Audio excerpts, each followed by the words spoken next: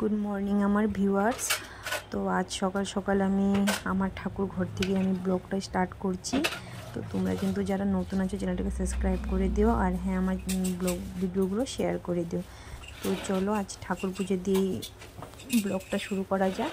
তো আজকে আমি বিপত্তারিণী পূজা করব, তার জন্য স্নান করে ঠাকুর ঘরটাকে পরিষ্কার করে নিচ্ছি, মুছে টুছে পরিষ্কার করে নিচ্ছি। তারপরে ঠাকুরের বাসন সেগুলি মেজে টুজে সব ধুয়ে নিয়ে পরিষ্কার করে নেব। তারপরে তোমাদের সাথে বিপত্তারিণী পূজাটা আজকে আমি শেয়ার করব। তোমরা যদি ভিডিওটা ভালো লাগে তাহলে কিন্তু লাইক শেয়ার করো আর কমেন্ট করো এরকম ভিডিও আরও দেওয়ার জন্য। তো চলো, বিশেষ তো ঠাকুরের বাসন তো সব ছোটো ছোটোই হয়, বিশেষ বড় হয় না। তো বিপত্তারিণী করবো, সেগুলি বাসন আমি রাত্রেই ধুয়ে রেখেছিলাম। তো দৈনন্দিন যে পুজোগুলো করি তার সেই ঠাকুরের বাসনগুলোই আছে, ছোটো ছোটো পুচকু বাসন। তো বাসন ধোয়া কমপ্লিট হয়ে গেল। এখন আমি সব ফলগুলো সুন্দর করে ধুয়ে নিব জলের মধ্যে, কারণ অনেক রাত্র হয়েছিল আনতে, তো রাত্রে আমি ধুয়ে রাখিনি, তো এখনই ধুয়ে নিব। পান, শসা, কলা, আপেল, এখন একটা বেশ তরমুজ একটা ধুবো, কিন্তু তরমুজটা তো ঠিক বালতিতে ডুবোতে পারছিলাম না, জল পড়ে যাবে বলে। তো যারা আমার এই বিপত্তারিণী পূজাটা দেখছো, মানে ভিডিওটা দেখবে, তাদেরকে বলছি তোমরা কিভাবে বিপত্তারিণী পূজা করো আমাকে কিন্তু নিশ্চয়ই কমেন্ট করে জানাবে, কারণ সবার বাড়িতেই তো বিপত্তারিণী পূজা করা হয়। কে কোন নিয়মে পূজা করা সেই পূজার মানে কমেন্টে আমাকে জানাবে কিভাবে তোমরা পূজা করো। তো চলো আমি সব গুছিয়ে নিলাম। গুছিয়ে নেওয়ার পর আমি এখন ঘট বসাবো, তার জন্য ধান 5টা সিঁদুরে ফুটা দিয়ে নিলাম। তারপরে ধান দুব্বা দিয়ে আমি ঘট বসানোর জায়গাটাকে সুন্দর করে সাজিয়ে নিচ্ছি, কারণ বিপত্তারিণী পূজা ঘর তো বসাতে হবে, আসনও রেডি করতে হবে। তো আসনটা দেখো আমি একটা জল চৌকি এখানে রেখেছি, সেইটার উপরে আমি আসন দিব, আসন দিয়ে ফুল সব দেবো। তো এখন চলো আমি ঘরটাকে বসিয়ে নিই।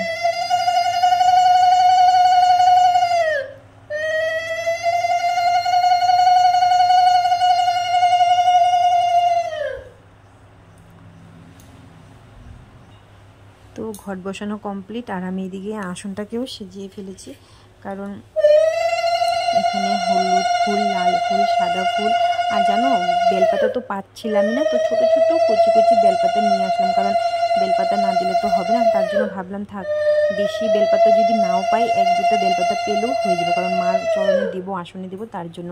তো তোমরা দেখতেই পারছো হয়তো অনেক ছোট ছোট বেলপাতা, বেশি আমি বেলপাতা পাইনি, মাত্র পেয়েছিলাম 5টা নাকি 6টা বেলপাতা। তো সেই কয়টা বেলপাতা দিয়ে আমি আসনে দিয়ে দিলাম।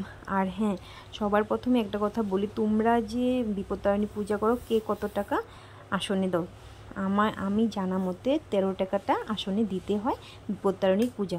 তো এইদিকে আমি এখানে আসন সাজিয়ে রাখলাম। আর দেখো আমার দৈনন্দিন ঠাকুরদেরকে যে আমি পূজা করি সেই পূজাগুলো আমার কমপ্লিট হয়ে গেছে। গুসাই, তারপরে হচ্ছে গোপাল, রাধাকৃষ্ণ, গীতা, শিবলিঙ্গ, আর হচ্ছে মা লক্ষ্মী। তো চলো এই দিকটা একটু দেখিয়ে দিচ্ছি তোমাদেরকে। তো বিপত্তারিণীর পূজা দেখো সব কিছু আমি রেডি করে ফেলেছি। আর হ্যাঁ, বিপত্তারিণীতে কিন্তু তেল, সিঁদুর আর পান, এই 3টা জিনিস কিন্তু কমন, কারণ এই 3টা জিনিস, ফল, নৈবেদ্য, এগুলি ছাড়াও তুমি বিপত্তারিণী পূজা করতে পারবে, কিন্তু তেল, সিঁদুর আর পান ছাড়া তুমি পূজা করতে পারবে না, কারণ বিপত্তারিণী পূজায় তেল, সিঁদুর, পান এই 3টাই হলো মেন জিনিস। তো আমি সব পরিপূর্ণভাবে গুছিয়ে নিয়েছি। এটা হচ্ছে আমার বাটা, সেটাও আমি গুছিয়ে নিয়েছি। তো এখন আমি সুন্দরভাবে পূজা করে নিব। তো চলো তোমাদের সাথে শেয়ার করি। তো আমার ক্যামেরাম্যান কেউ নাই, আমি নিজে ক্যামেরা ধরছি আর ভিডিও করছি, তো তাতে একটু অসুবিধা হচ্ছে তোমাদেরকে দেখাতে, কিন্তু উপায় নেই। ভিডিওটা দেখো আর লাইক শেয়ার কমেন্ট করো।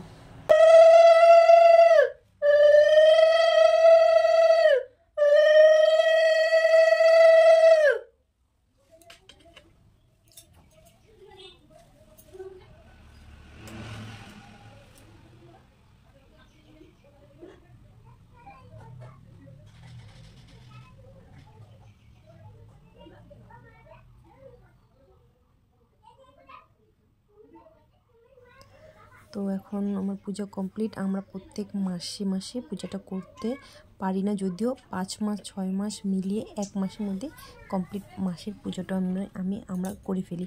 আর এখন পূজা শেষের পরে পাঁচালি পড়বো, তো তোমাদের সাথে সেটাও একটু ছোটো মোটো করে শেয়ার করছি, তোমরা একটু শোনো।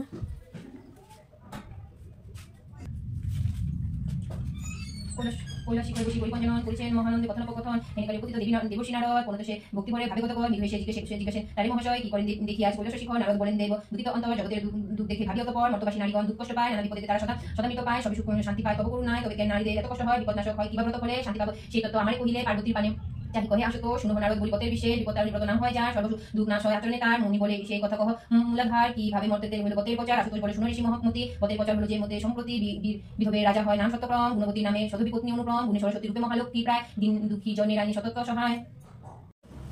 এদিকে ধর্মদাসের বিলম্ব দেখিয়া সারা গেল ভাদ্রাবাদী চিন্তিত হইয়া ভাদ্রগণ বলে সবে এসো ভগিনী গিয়েছে কর্মপথ আসিবাই কোনি বৌদিদের কাছে হলো তেল নিয়ে চলো স্নান করিবার নামে পুকুরে চলে জলেতে নামিল লাগে পায়ে ধরপা তুলিয়া একত্রিত করি বুঝিলেন সে সাহা কাঁদি কাঁদি ডাকলো সে বিপদনাশিনী তৈল সিন্ধু সাহা নিল তখনই জিউ বলে তৈল সিন্দুর দিল যেন গুণ হইতে উঠিবাম্মন বকিল ডাক দিয়া ভাদ্রাদের প্রতি সেই বলিলা দয়া ধর্ম দেখি তার তোরা সব বিসর্জিলা তবে পুত্রের সঙ্গে লয়ে কর্মের সহিত নিজ গৃহে আসিল যে হয়ে তরম্বিত দেখিয়া শুনিয়া লোক আশ্চর্যমান হয় বিপদনাশিনী ব্রত প্রচারিত হয় ভক্তিভাবে এই ব্রতে করে যে রমণী তার রক্ষা করে মাতা বিপদনাশিনী চরণে দিবেন স্থান সমকরণে যিনি বিপদনাশিনী ব্রত হইল সমাপন পুনিতে করিয়া দুর্গ বড় সর্বজন যে জন এই গ্রন্থ পরে অথবা রাখে ঘরে গিয়ে তার বিপদনা হয় বিপদনাশিনী মা রক্ষণে সদয়তা হরে যে জন সদারয় পুত্র যায় যার পুত্র যার নাই ঘরে সে যদি প্রার্থনা করে সত্যি তার হয় সুসন্তান যদি অর্থহীন জনে মাই রাখেন কয় মনে সে তো হয় মহাভাগ্যবান বর্জন দুর্গম বনে শত্রুর পীড়নে রণে কিংবা কোপে যেবা পড়ে বিপদনাশিনী স্মরি সেই যায় শীঘ্রই তরি বিঘ্ন তবে স্পর্শ নাহি করে এই গ্রন্থ অভিমত হয়ে অর্থ অবগত জীবা নারী করে এই ব্রত সতত সেই রমণী হয় স্বামী সৌভাগিনী সুখ তার দিন হয় গত বৈধব্য তার কপালে নাহিয়া হবে কোনো কালে সদবাসে চিরকালে থাকে প্রতিপুত্র আদি থাকে সুখে নিরবধি অন্তিমে সে যায় শিবলোকে ভক্তিযুক্ত করে মন প্রতিদিন যে জন এই গ্রন্থ পড়ে কিংবা শুনে তার প্রতি ভগবতী থাকে প্রসন্নিতাবতী তাকে রাখে নয়ন নয়নে নিষ্কাম হইয়া যেবা সদা মাই করে সেবা তার মাতা করে ভক্তিদান সভক্তিতে পূজে মাকে সদা করে সুখে থাকে দেহ তেজি যায় শিবস্থানে নন্দের হরিযুক্ত করে শ্রুতি করি দয়া করি কর শুদ্ধমতি শ্রীকৃষ্ণে পদম বুঝে যেন মন থাকে মুঝে এইবার দেহ ভগবতী বিপদনাশিনী ব্রত নামে যাহা অভিহিত সেই গ্রন্থ হলো সমাপন প্রেমানন্দে বাহু তুলে নাচ হরি হরি বল জয় জয় শ্রী নন্দের নন্দন।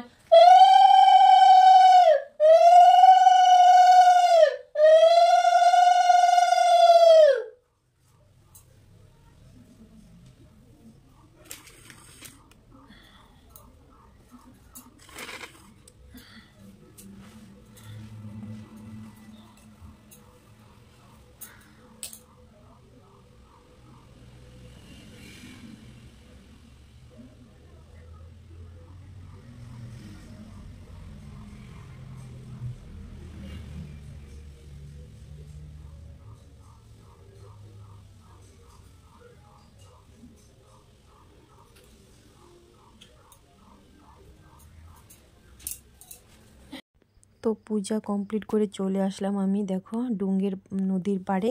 তো এখানে এসে আমি যে একটা পানার সুপারি দিয়েছিলাম, তো সেটা হয় তেল পান দেওয়া। তো এই তেল আর সিঁদুর সঙ্গে নিয়ে এসেছি, ধান দুব্বা সব সঙ্গে নিয়ে এসেছি।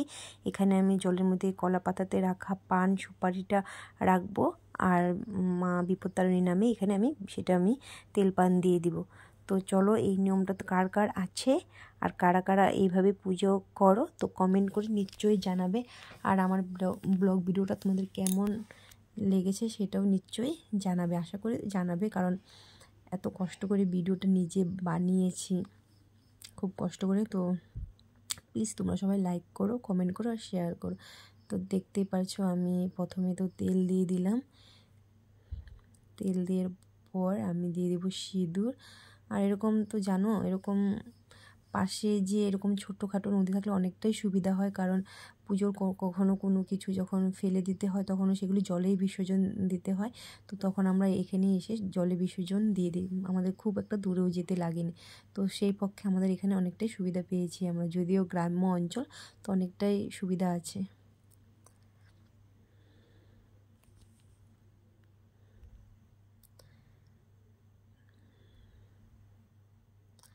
তো এখানে সুদ্ধি ভাই আমার সঙ্গে এসেছিলো, কিন্তু সুদ্ধি ভাই নিজে আমাকে ভিডিও করছিল।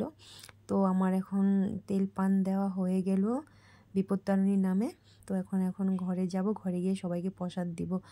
তো দেখতে পাচ্ছ কত সুন্দর লাগছে জায়গাটা, ভীষণ দারুণ জায়গাটা, খুব ভালো লাগে। কখনো কখনো আমরা আসি এখানে, এসে খুব মানে একটু সময় টাইম পাস করি, যেরকম ঘরের কাজকর্ম হয়ে গেলে একটু বসে থাকি। তো ফাইনালি আজকের ব্লগটা আমি ঠাকুর ঘরের থেকে স্টার্ট করেছি। তো আমি ঠাকুর ঘরে ঢুকেছিলাম 9:30 প্রায় 10:30টার দিকে। তো এখন বেরিয়েছি পাক্কা 12টা বাজে। ঠাকুর ঘরে ঢুকলে তো সহজে বের হতে পারি না। তো দেখে নাও কী অবস্থা হয়েছে। তার মানে সকালে বিছানা আমি উঠাতে পারিনি, কারণ ওদেরকে আমার ছেলে স্কুলে চলে গেল, তারপরে চলে গেল হাজব্যান্ড, তারপরে আমি স্নান করে এসে যে ঠাকুর ঘরে ঢুকেছি। তো এখন মাত্র ফ্রি হলাম, এখন আসলাম ঠাকুর ঘরের থেকে। তো এখন এই বিছানা উঠাবো, তারপরে যাবো কিচেনে রান্না করতে। তো ব্লগ ভিডিওগুলোকে দেখো সবাই, লাইক করো, শেয়ার করো, কমেন্ট করো। টাটা। আমি এখন তাড়াতাড়ি করে বিছানাটাও গুছিয়ে নিই, তারপরে যাবো রান্নাঘরে কী কী রান্না করবো সেটাও শেয়ার করবো কিন্তু। আর হ্যাঁ, আমি যে বিপত্তারিণী পুজোটা করেছি সেটা কিন্তু আমি এক্সট্রা করে একটা ভিডিও দিব, আর কিছু কিছু ক্লিপ এখানে হয়তো দিয়ে দিতে পারি। প্লিজ তোমরা ওই ভিডিওটা কিন্তু এক্সট্রা করে দেখে নিও। টাটা। তো ফাইনালি আজকে রান্নাবাড়া দেরি হয়েছে কারণে আজকে বেশি কিছু রান্না করবো না, আমরা বেশি কিছু রান্না করবো না। আমি আজকে কীভাবে জানি, এই যে মুসুরির ডাল এখানে সিদ্ধ করে রেখেছি, দেখতে পাচ্ছ। এটা হবে পাট শাক দিয়ে মুসুর ডাল দিয়ে রান্না করব। আর হবে মাছের ঝোল। ছুটি ভাই কাটাকাটি করছে, ওইখানে পাট শাক বাছাবাছি করছে, আর এখানে কেটে রেখেছি কাঁচা কলা ভাজা হবে, আর হবে ডাটা আলু টমেটো দিয়ে মাছের ঝোল। তো আজকে প্রায় বেজে গিয়েছে, এখানে আছে মাছ রাখা, আর আজকে প্রায় বেজে গেছে 12:30। তাড়াতাড়ি রান্নাবাড়ি কমপ্লিট করতে হবে, নাহলে খেতে দিতে এসে পড়বে।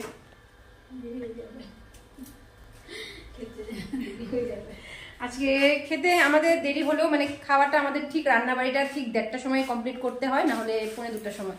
কারণ প্রায় আমাদের বাড়ির যে যারা আছে ছেলে, ওরা খেতে এসে পড়বে প্রায় 1টা বা 2:45টার সময়। তো তার আগে আমাদের রান্নাবাড়িটা কমপ্লিট করতে হয়। তুমি 2 পদই রান্না করো বা 4 পদই রান্না করো।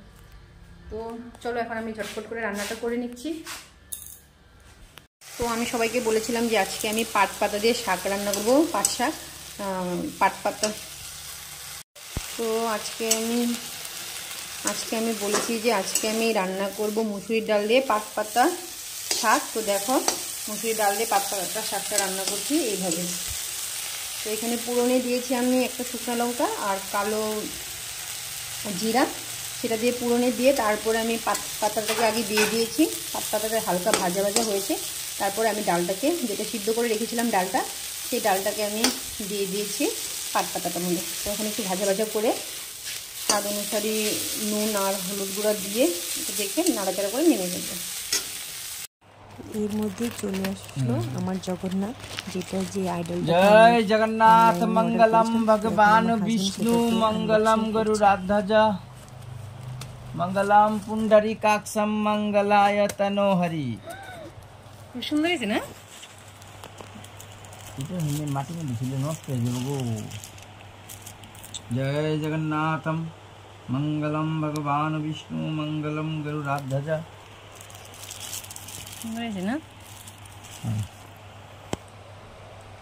প্লাস্টিকের নেই।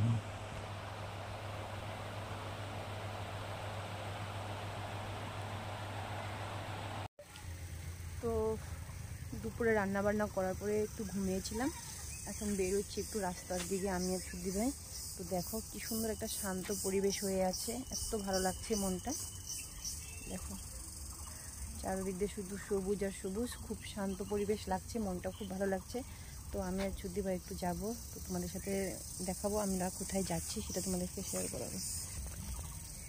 যারা টাউনে থাকো তারা কিন্তু, আমার মনে হচ্ছে তারা কিন্তু এখানটায় এসে অনেকটাই ভালো পাবে আর অনেকটাই শান্তি পাবে, কারণ এখানটায় মনটা একদম শান্তি, কারণ নিস্তব্ধ, কোনো হাল্লাচিল্লা নেই, কোনো শব্দ নেই। তো ফাইনালি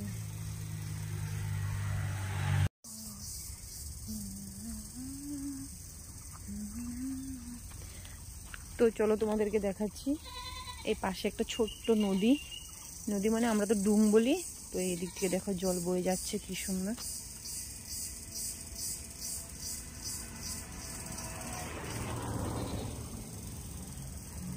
তো ওই পাশটাতে আরো অনেক সুন্দর আছে, খুব ভালো লাগে কিন্তু দেখতে।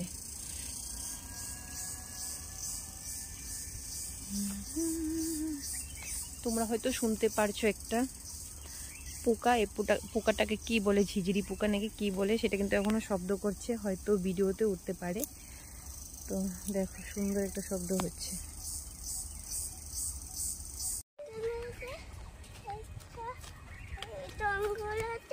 কোথায় যাচ্ছি আমরা? এই যে দেখো তো, এদিকে দেখো তো, এদিকে বলো তো কোথায় যাচ্ছি? ঘুরু ঘুরু। হাই বলো তো, সবাইকে বলো হাই। হাই বলো, হাত দিয়ে বলো হাই।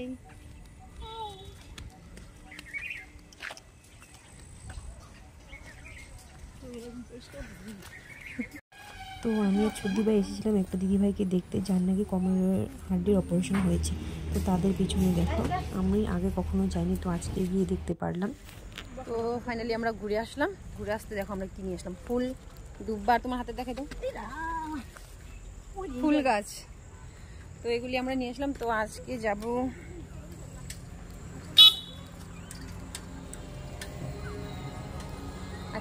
জগন্নাথের নাম কীর্তনে। তো তার জন্য ফুলগুলো কুড়িয়ে নিয়ে আসলাম। যাদের বাড়িতে গিয়েছিলাম তাদের এখান থেকে ফুলগুলো নিয়ে আসলাম।